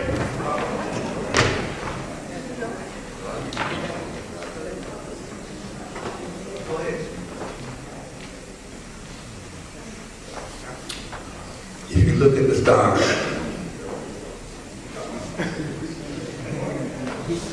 if you look at the stars, you're going to find a whole nother level of existence. And so I took that, the stars, the window. You're looking at the stars in your eyes, the window to the universe. The shovel full of dirt, a window to the universe. And so I took all of that as a great challenge. Wow, this is real deep. This is real interesting. He's challenging me to step out of my comfort zone. Once again, as the brother spoke, the struggle. You're going to have to step out. Your body, it's just your consciousness, your training, your habits. It's just not going to just give up and roll over. So he challenged us to look at the world differently. He challenged us to raise your consciousness, to raise your level of awareness. And so I always felt that that's a little hard. And believe me, it was hard. Trying to get to a position where you were comfortable with something new, comfortable with something different. To think outside of the box. Outside of the box. To try to raise your consciousness. Brother Blair had helped so many people, not just myself, physically, emotionally, spiritually. And over the years, and many of you I met and got to know some of you, and you all experienced and were impressed by Brother Blair's, his aura, his persona, his wealth of knowledge. And even though he possessed this wealth of knowledge, he was always seeking a greater knowledge. He was seeking a higher calling. He was seeking a deeper level of existence. He was always seeking to raise his consciousness. And so in this day and age, in the 20th century, when we have threats to our planet Earth from within, we have threats to our planet Earth from without. And some of us may be considered a threat to the planet Earth.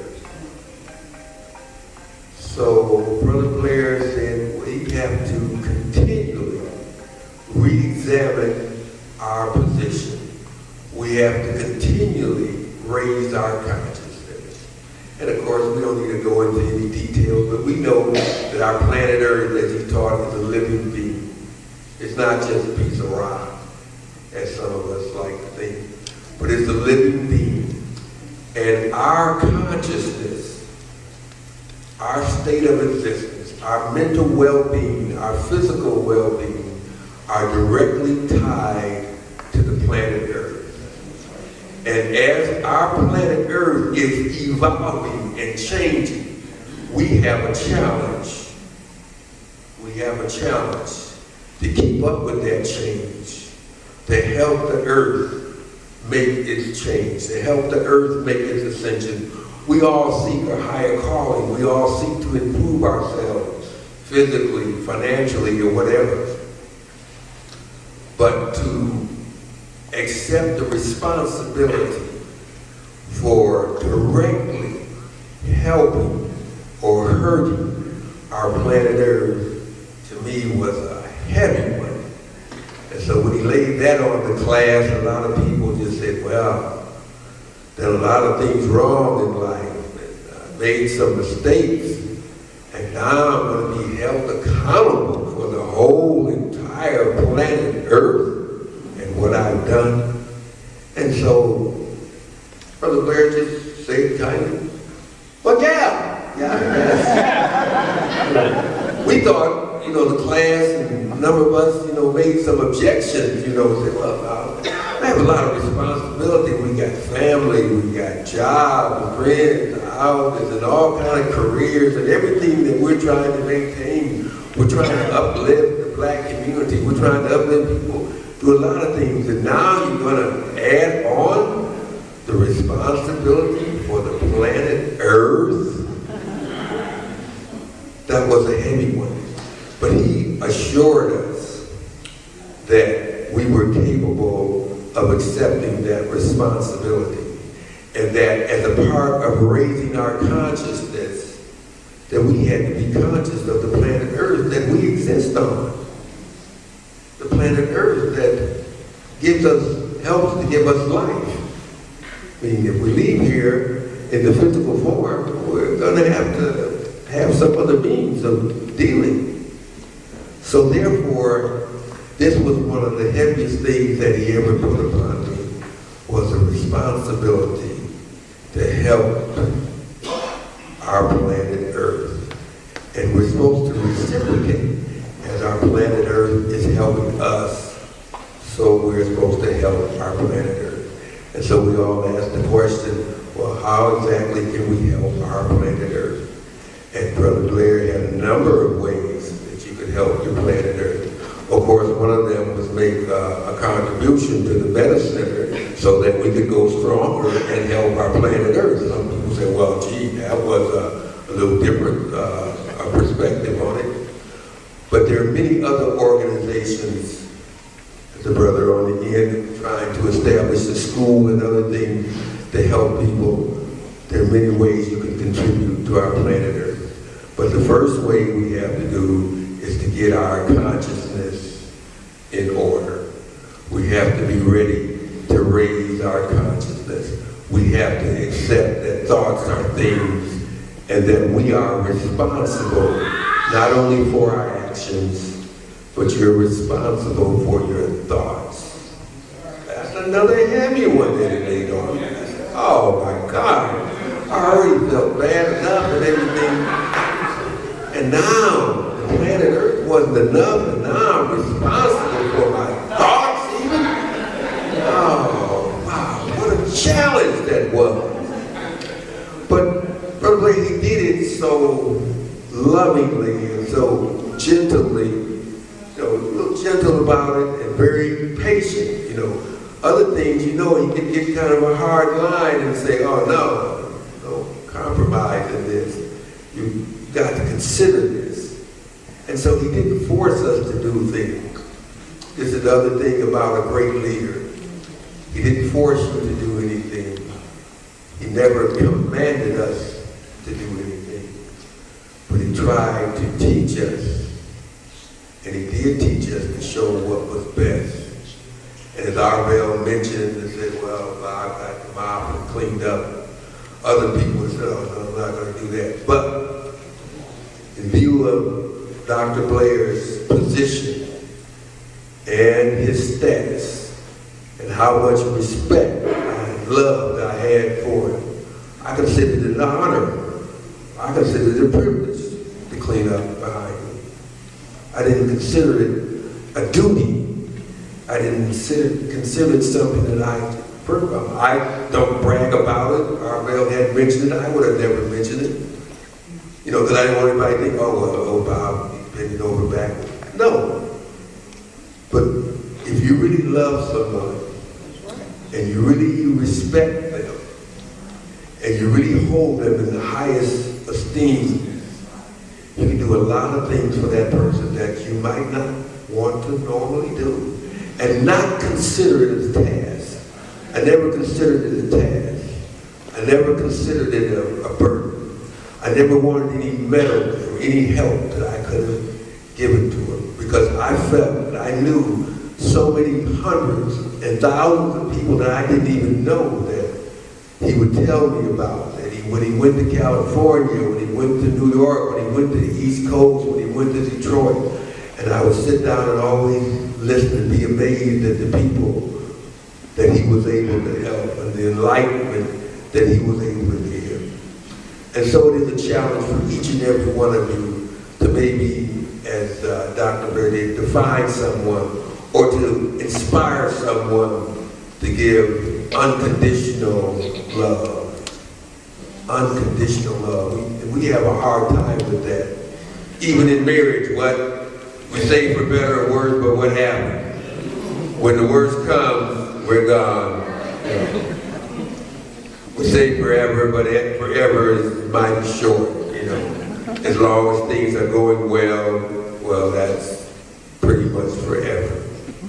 So to inspire someone to have unconditional love, to raise their consciousness, to do all, not just to help the other person out because they needed it, but to do it all as a son and a daughter of a universal prime creator, of a higher source, a higher knowledge, a higher wisdom than what we all had experienced. So as I was inspired by working with Dr. Blair over the 40 years, so I hope to inspire others with my life and the life that I might choose to live. Because if indeed thoughts are things, then we need to be more careful about our thoughts. They wrote a thing something like this: guard your thoughts, for they become your words. I think some of you heard it before. Guard your words, for they become your actions. Guard your actions, for they become your habits. Guard your habits, for they become your character. Guard your character, for it becomes your destiny. In closing, I would just like to say that I give thanks for all of you who were a part of his life. I give thanks for all of you who were touched in some way by his spirit, by his knowledge, by his wisdom, by his understanding. For those, as the one brother spoke, there were people that he admired and helped him that he never met. But he met them in spirit. He met them in spirit. And so this was one of the fundamental parts of Dr. Blair's teaching, that we're all universal mind. We share much more in common than the differences that we have. We have much more in common to work for, not just the planet Earth, that we can all work together on. We have a lot more to be thankful about together than what we have to argue and what we could disagree over. And so my challenge is the same challenge that Brother Blair gave us. Let us seek together how we can come together in spirit and in truth. If indeed there is no truth until you decide what truth is. If indeed thoughts are things, and these things can have a fundamental power in moving and changing the earth that we live on. If indeed these thoughts are powerful enough to make a difference in the hearts and minds of men and children, if indeed some of these positive thoughts are strong enough to change some of the violence and the hatred that we have in our neighborhoods, in our community, if indeed some of these thoughts are strong enough to literally come in and motivate and to change not only how we feel, but how we think and how we perceive of others. Brother Blair left the challenge to, as far as possible, get rid of all negativity in your life. Shun all negative thoughts. Embrace all good thoughts of all people. Brother Blair was universal, even though he was a black historian. He was a black historian. He was universal. And we definitely feel that we have a challenge today to do the same. And so in closing, I would just want to say that I was thankful. I had a chance to visit Dr. Blair when he was sick before he passed. And I was thankful for his spirit, and I was encouraged by it. And so I'm thankful to leave a positive message with you. That the last time I saw Dr. Blair, he wasn't able to physically get up and dance, but I could see it dancing still in his spirit.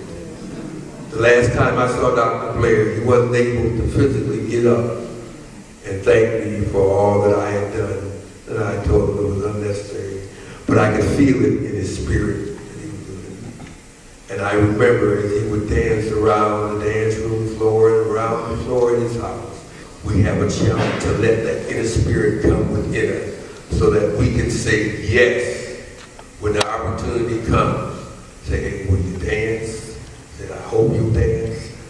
One of the records that he'd heard, and he'd like to say, no matter what and how proud you get and how strong or how weak, let us all welcome a chance when we can dance with him in the universal kingdom of love. God bless you.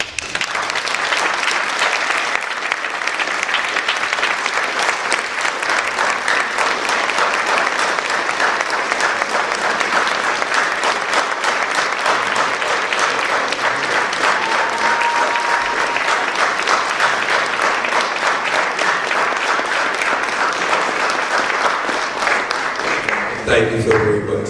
Hey, Bob, before you're going to lead us with a meditation for, I just want us to acknowledge Brother Como. Brother Como Ray. Oh, yeah. Brother Como was one of the first people who did Cosby Portsmouth on Father's radio show. So when you see all these rappers and all this, Como was doing this in '74.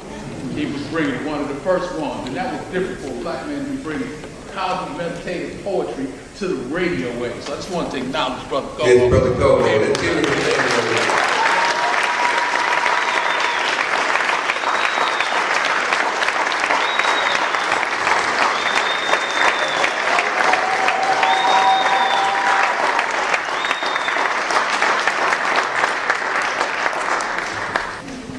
Okay, so now at this time, we're going to have a song selection by Dina on the program that his name is Miss Bell, which has been a lead a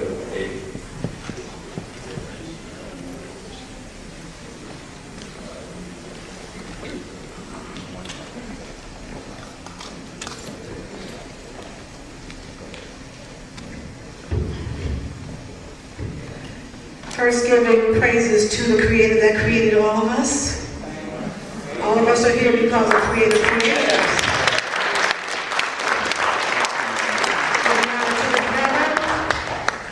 That we are all here today about, and to this illustrious group of speakers, it is a pleasure to be here today. Each and every one of us have a story we can tell about Dr. Blair. But what we're going to do, because so much has been said, right, to this family, to this beautiful family, Belle, Angela, all of the family, all of you are brothers and sisters. And we know that the physical life of Dr. Delbert Blair is not here, but the spirit is here in each and every one of us, otherwise we wouldn't be here. And this is the song that he wanted for himself to say to you. So listen to the words, and you'll hear what he wanted you to know. Maestro.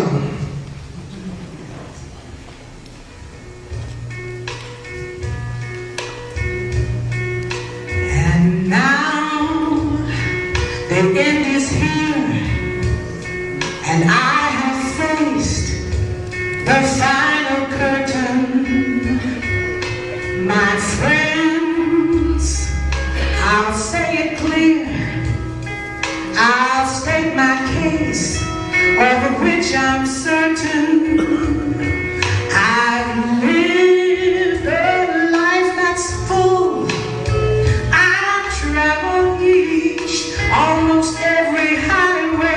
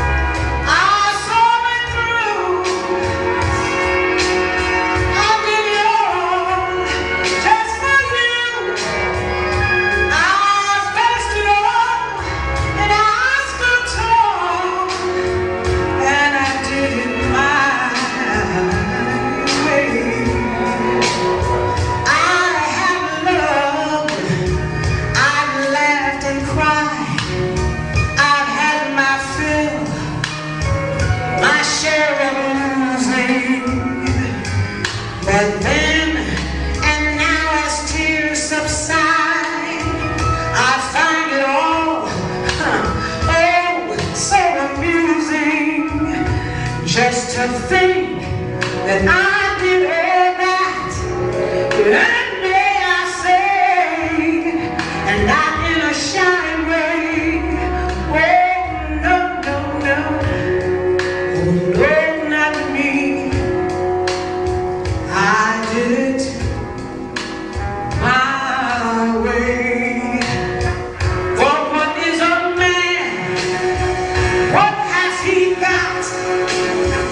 If not himself, then he has not to say the things he truly feels, and not the words of someone who kneels. The record shows I took the clothes and did it my way.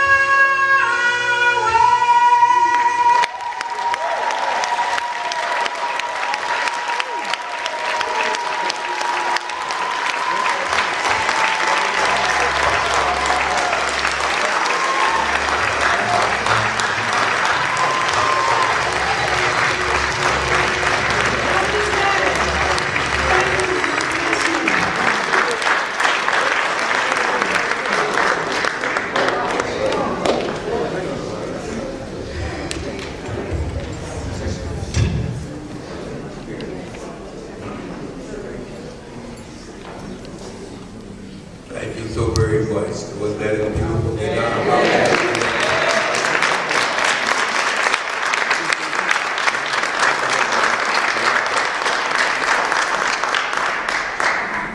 That's one thing, you know, Brother Blair always said, right way or wrong way, and then there was his way. Some of you was in the Army may have heard that again, you know.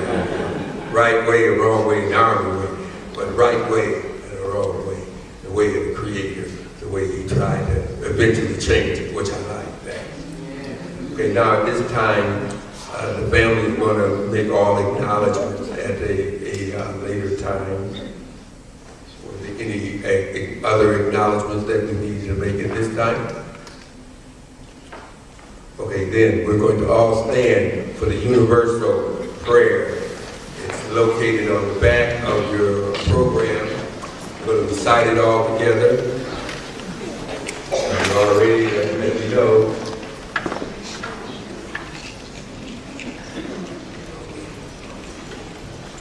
Know in my heart that I love you. Please accept